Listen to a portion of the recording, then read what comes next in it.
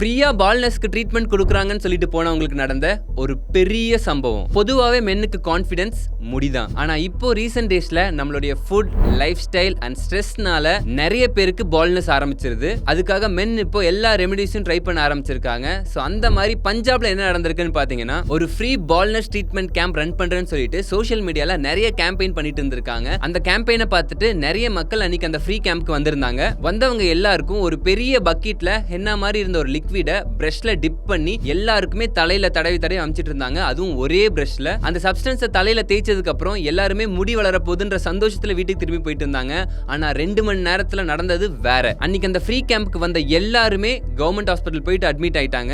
எதுக்காகன்னு பாத்தீங்கன்னா, அந்த தலையில தேய்ச்ச சப்ஸ்டன்ஸ்னால எல்லாருக்குமே ஐ இன்ஃபெக்ஷன் ஆயிருக்கு. எல்லாரோட கண்ணுமே ரொம்ப ஸ்வாலன் ஆயிருக்கு. அதுக்கப்புறம் இரிட்டேஷன், பெயின், இந்த மாதிரி நிறைய இஷ்யூஸ் வந்திருக்கு அவங்களுக்கு. இதை தெரிஞ்ச அந்த ஏரியால இருந்த போலீஸ் ஆஃபீஸர்ஸ் அந்த கேம்பை ரன் பண்ணவங்களை அரெஸ்ட் பண்ணிருக்காங்க. அதுல 2 பேர் இருந்திருக்காங்க.